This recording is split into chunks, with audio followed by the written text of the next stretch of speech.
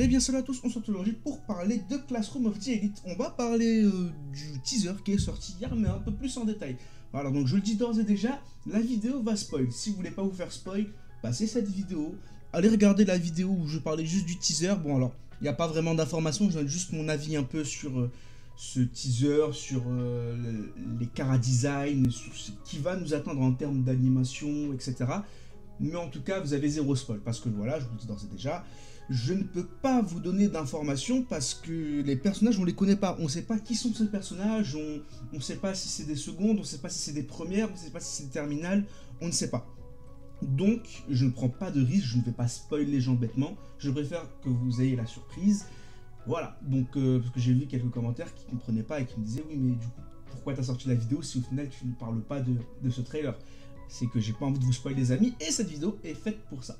Alors donc voilà, maintenant que le petit disclaimer est fait, on va parler un peu de tout ça. Donc on voit 6 personnages et des nouveaux chara-design, vraiment des chara-design stylés, on va pas se mentir, ça fait plaisir de voir de nouvelles tronches. Et il faut savoir que c'est des secondes. Et oui, ce sont des secondes, ce sont de tout nouveaux personnages, donc c'est pas des terminales, ce n'est pas des premières. Donc quand je dis première, c'est la nouvelle année de Ayano, etc. Donc ils ne font pas partie des autres classes, parce que oui, il y a des randoms. Vous verrez par la suite que il y aura des personnages qui vont être développés qu'on n'a pas vraiment vus, mais qui étaient dans les classes, mais qu'on n'a jamais vus. Voilà, donc... c'est pas le cas pour ces 6 nouveaux personnages. Donc on a Ishika, Nanase, on a Yagami, on a Riku, on a Onsen et on a Tsubasa, si je dis pas de bêtises. Voilà, ça c'est les 6 noms des personnages. Et ils ont tous un lien plus ou moins avec Ayano Koji. Alors, je ne sais... Alors, je n'ai plus de souvenir de l'anime, mais il me semble que dans le light novel, il faut savoir que lors du dernier tome, en plus c'était sur un tome bonus, dites-vous, c'était même pas en tome, c'est un tome bonus, donc il me semble que c'était le tome 11.5. Les tomes bonus d'ailleurs qui sont des tomes à part entière, hein, ne vous faites pas avoir par le fait qu'il y ait un 11.5 ou un 15.5 ou un 0.5 quoi. Il faut savoir qu'on appelle ça des tomes bonus, ce sont des tomes à part entière, et vraiment il y a des informations cruciales à l'histoire. Des informations qui, en temps normal, devraient être dans un tome en fait. Donc voilà, on va dire que ces tomes-là, souvent, c'est des tomes où il n'y a pas vraiment d'épreuve à proprement parler.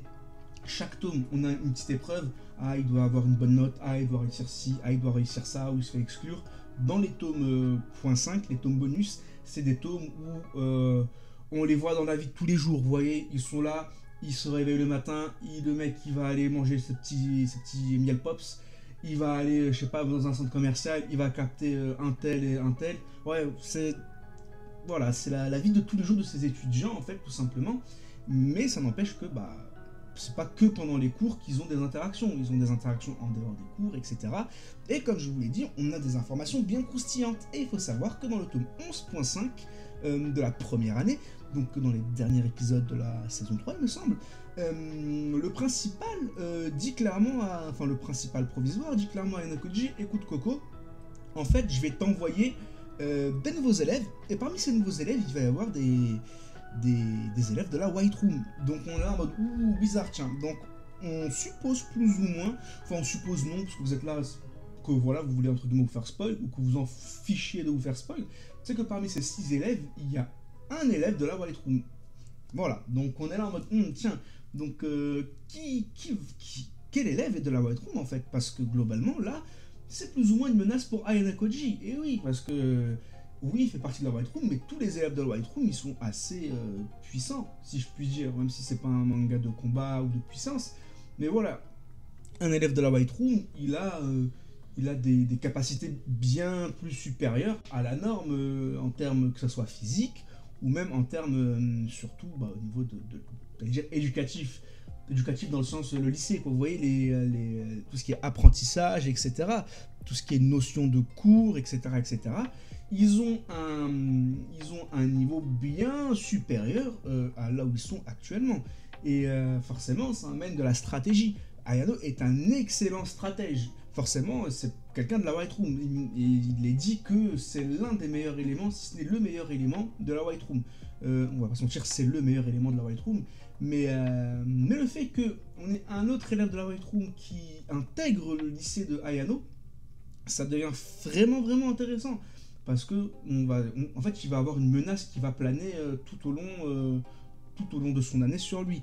Et il va falloir qu'il réussisse à débusquer ces élèves-là. Sachant que nous, on sait plus ou moins que c'est l'un de ces 6 élèves. Mais Ayano, ça, il ne le sait pas. Et oui, c'est la rentrée. On a plein de nouveaux secondes. On a littéralement 4 classes de secondes. Donc allez, on va dire quoi, par classe, ça nous fait quoi? Ça nous fait 8 et 8, 16, ça nous fait 32, ça nous fait 320 élèves. Quelque chose comme ça. Alors attendez. Non, je raconte 320 élèves. Attendez, je dis n'importe quoi. Non, pardon. On a quoi? On a 20 élèves, 2, 4, 6, 8, on a 80 nouveaux élèves. Pourquoi j'ai dit? Désolé, je me suis emporté. On a donc 80 nouveaux élèves, facile, si ce n'est même plus. Allez, on va dire une centaine de nouveaux élèves. Et parmi cette centaine de nouveaux élèves, il y a une personne qui fait partie de la White Room. Et ça, il va devoir le découvrir. Il va devoir le découvrir sans se faire, entre guillemets, repérer, sans comprendre que c'est un élève de la White Room, en mode ah bah c'est bon, je sais que c'est toi l'élève de la White Room, et sans se faire exclure, tout en gérant, attention, à noter, les carabistouilles des années supérieures, donc tout ce qui va être terminal. Et oui, parce qu'on sait qu'il a une forte relation avec Manabu, mais on sait aussi qu'il y a le petit Nagumo là qui commence à faire des carabistouilles lui aussi. Donc d'un côté, il a les terminales, de l'autre, il a les secondes, et dans tout ça, bah il y a les premières aussi. Et oui, pour celui qui doit passer en classe A, celui qui doit passer en classe B, il y a cette guerre entre interclasses au sein même de leur promotion. Donc en fait, Ayano, globalement, là, il doit gérer plein de trucs à la fois. Si la saison 1, enfin la partie 1 de Classroom of the Elite Years 1, c'était seulement une guerre interclasse, et on avait un préambule, j'ai envie de dire, de ce qui est vraiment Classroom of the Elite, la partie 2, c'est vraiment, ça va dans tous les sens, c'est-à-dire qu'il y a des menaces à, entre guillemets, chaque coin, que ce soit chez les secondes, chez les premières, ou chez les terminales pour Ayana Koji. Et pas que Ayana Koji. Donc, franchement, c'est vraiment intéressant de ce qu'il a fait l'auteur, et vous allez voir que par la suite, c'est vraiment incroyable. Je vais pas trop en dire non plus, parce que là, on parle que du trailer, hein, je vais pas vous dire des événements qui sont passés après le trailer. Si vous voulez des vidéos là-dessus, vous me demandez, il n'y a aucun souci. De toute façon, moi, Classroom of the Elite, j'aime beaucoup en parler. C'est un sujet que j'aime énormément, que je maîtrise plus ou moins. Attention, moi, je maîtrise pas totalement. J'ai beaucoup de tomes à rattraper, mais là, en tout cas, je me suis arrêté. On a beaucoup d'informations par rapport à tout ça. En fait, il y a même plus ou moins des trames qui se sont terminées. Donc voilà, là-dessus, je maîtrise plus ou moins le sujet. Et j'espère continuer à bien maîtriser le sujet, à m'améliorer là-dessus. Donc vraiment, n'hésitez pas dans les commentaires à me demander si vous voulez une vidéo où on va plus en profondeur sur ces personnages, savoir qui fait partie de la White Room, qu'est-ce qui se passe, le pourquoi du comment, tatati tatata. Vous n'hésitez pas, moi c'est avec un grand plaisir que je fais ce genre de vidéo. Donc voilà, donc on a ces 6 nouveaux élèves, et parmi ces 6, un membre de la White Room. Maintenant, voilà, au niveau des chara-design, ils sont stylés, mais on ne peut pas vraiment repérer, je pense, au niveau du chara-design qui est qui. Vous voyez ce que je veux dire? C'est assez traître, parce que ce sont des chara-design sympas, mais en fait, ce sont des chara-design qui sortent de la normale, si je puis dire, mais on ne sait pas forcément qui va être un membre de la White Room. Les gens de la White Room n'ont pas une singularité physique, vous voyez ce que je veux dire? C'est des gens comme Ayano, comme Kei, comme Ryuen, comme Suzune, comme Ryu, Ryu, Sudo, pardon, pourquoi je l'appelais Sudo? Ryu, Sudo, décidément. Et ouais, c'est des gens normaux, quoi. Donc le seul moyen de savoir qui ils sont vraiment, c'est via les stratégies. Le souci, c'est que dans Classroom of the Elite, il y a beaucoup de gens intelligents. Et oui, regardez Ryuen, il ne fait pas partie de la White Room, pourtant c'est un excellent stratège. Regardez Orikita, regardez... on va pas prendre Ichinose parce qu'Ichinose c'est une fraude, mais regardez Arisu. Et encore, Arisu c'est encore différent puisque elle a un lien littéralement avec la White Room, mais ce n'est pas quelqu'un de la White Room à proprement parler, voilà, hein, son père travaillait avec le père d'Ayano dans la White Room, mais voilà, ces gens-là ne sont pas forcément liés ou ne font pas forcément partie, ne sont pas des élèves de la White Room, mais ça n'empêche qu'ils sont extrêmement intelligents. C'est ce qui peut se passer avec les secondes. Donc, il y aura un double jeu. Il faudra pas non plus penser que, ah, parce que lui, il a l'air intelligent et qu'il sort du lot, ah bah c'est lui l'élève de la Lightroom. Et non, ça peut être un élève lambda qui a de bonnes capacités de manipulation, d'intuition, une bonne capacité de leadership, etc., etc., vous voyez, de bonnes capacités physiques tout court. Donc il faut vraiment prendre en compte tout ça, et vous allez voir que c'est un bon petit casse-tête. C'est un bon petit casse-tête parce que dans le light novel, c'était vraiment intéressant. C'était amené à façon à ce qu'on se dise, mais attends, mais c'est pas possible, mais c'est lui l'élève de la Lightroom. Ah mais non, mais en fait c'est lui. Ah mais non, mais en fait c'est vraiment, on ne comprenait pas. L'auteur jouait avec nous et c'était vraiment satisfaisant. C'était vraiment satisfaisant. Il fallait qu'on trouve nous aussi avec Ayano qui était de l'élève de la Lightroom, en sachant que il y a deux élèves qui sont courants. Il y a globalement Arisu et il y a Ayano. Il n'y a pas plus d'élèves que ça qui sont au courant pour la Lightroom. Et Ayano ne peut pas en parler aux autres élèves. Et oui, parce que sinon il va devoir dévoiler son passé, il va devoir dévoiler qu'il faisait partie de la Lightroom. Et ça, il ne le veut pas. Donc vous voyez, c'est vraiment tout un puzzle. Et ça s'annonce être vraiment fort sympathique. J'ai vraiment hâte, entre guillemets, oui et non, parce que je me fais pas non plus trop d'illusions, j'ai pas à me prendre plutôt une désillusion en ce qui concerne l'animé. Je sais pas s'ils vont bien réussir ça. Je sais pas, je vais pas dire que j'en doute, mais je vais pas dire que je sais qu'ils vont réussir, loin de là, attention. Mais en tout cas, on va voir tout ça maintenant. Encore une fois, moi, tout ce que je peux vous conseiller, c'est d'aller lire le light novel, des amis. Lisez le light novel, vous passez vraiment à côté de quelque chose.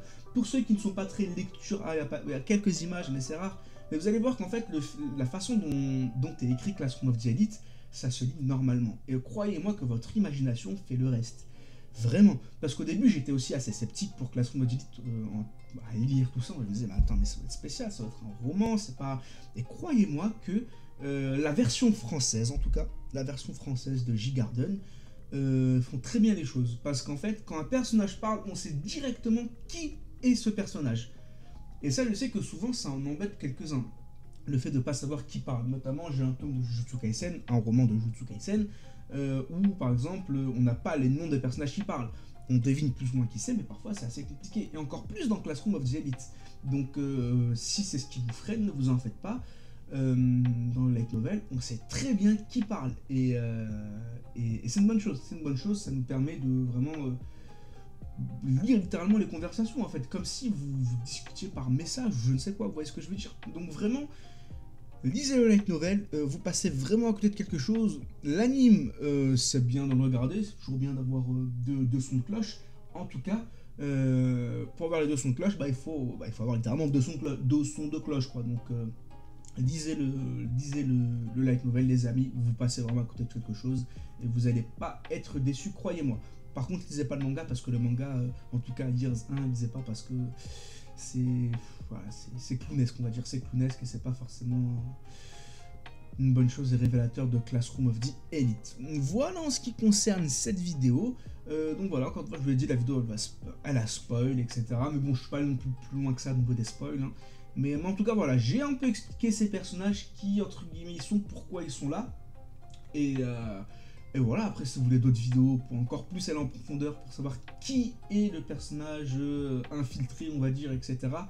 Vous n'hésitez pas, hein, vous me dites ça dans les commentaires et puis moi je vous sors la vidéo assez bientôt. Entre temps, je pense même que je vais me refaire un peu les tomes de Classroom of the Elite là, parce que ça m'a re-hype et ça va un petit peu me rafraîchir la mémoire concernant Classroom of the Elite et ça fait toujours du bien.